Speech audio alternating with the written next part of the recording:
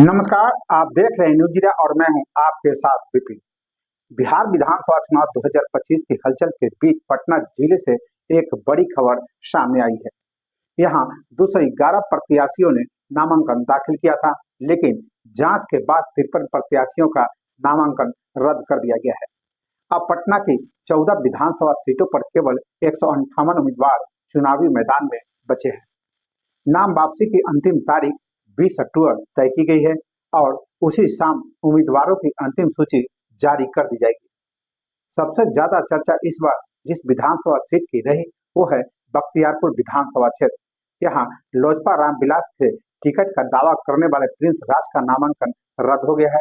सूत्रों के मुताबिक उन्होंने दावा किया था कि उन्हें ईमेल से पार्टी का सिंबल मिला है और उसी आधार पर उन्होंने अपना नामांकन दाखिल किया, लेकिन आयोग की जांच में यह दावा सत्यापित नहीं हो सका। नतीजा उनका नामांकन अवैध घोषित कर दिया गया। यह मामला बख्तियारपुर ही नहीं बल्कि राज्य के राजनीतिक में भी हलचल मचा गया है। पालीगंज विधानसभा में भी एक बड़ा झटका देखने को मिला। यहाँ एनडीए से बगावत कर निर्दलीय पर्चा दाखिल करने वाले पूर्व विधायक राम जन्म शर्मा का नामांकन रद्द कर दिया गया है। पालीगंज में इस बार कुल 29 प्रत्याशियों ने नामांकन किया था, लेकिन जांच के बाद 15 उम्मीदवारों के नामांकन खारिज कर दिए गए। अब केवल 14 प्रत्याशी मैदान में हैं।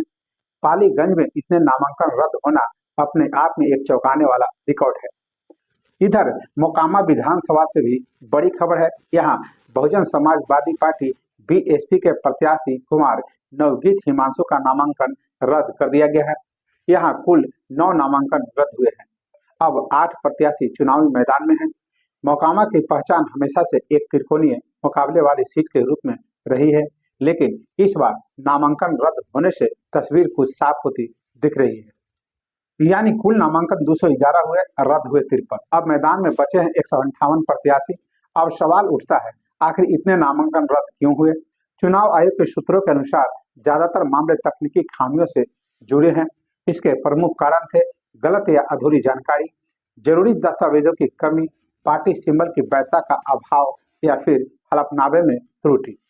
आयोग का कहना है कि पूरी प्रक्रिया पारदर्शी और निष्पक्ष रही है और जिनके नामांकन रद्द हुए हैं उन्हें पूर्व सूचना देकर अवसर भी दिया गया था। नामांकन रद्द होने से अब पटना जिले के कई क्षेत्रों में मुकाबला और भी दिलचस्प हो गया है। यहाँ पहले 15 से 20 प्रत्याशी मैदान में थे, अब वहाँ सिर्फ 9 से 10 उम्मीदवार रह गए हैं। इसमें बड़ी पार्टियों को थोड़ा लाभ मिलेगा क्योंकि वोटों का बिखराव कम होगा, वहीं छोटी दलों और निर्दलियों की भूमिका सीमित हो सकती है। अब बात करते हैं चुनावी तैयारियों की। पटना में इस बार चुनावी ड्यूटी से राहत मांगने वाले कर्मचारियों की जांच जोरों पर है। शुक्रवार को 1078 कर्मियों का मेडिकल परीक्षण भी किया गया था और शनिवार को 800 से अधिक कर्मियों की जांच भी हुई है। यह जांच श्री कृष्ण मेमोरियल हॉल में चल रही है। यहाँ 4 रजिस्ट्रेशन और 4 मेडिकल काउंटर लगाए गए हैं। हर काउंटर पर 3 डॉक्टर और स्वास्थ्य कर्मी तैनात हैं।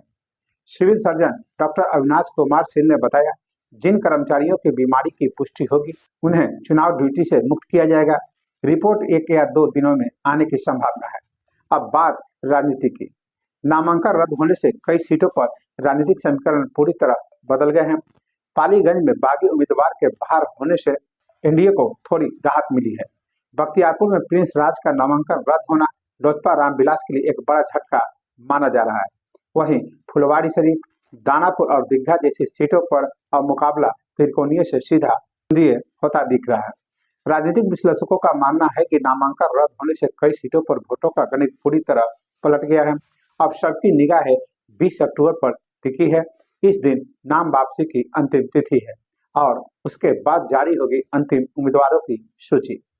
इसके बाद चुनाव प्रचार की रफ्तार कई गुना तेज हो जाएगी। रैलियां, जनसभाएं, पोस्टरों और नारे पटना की गलियों से लेकर गांवों तक चुनावी रंग अब गहराने लगा है।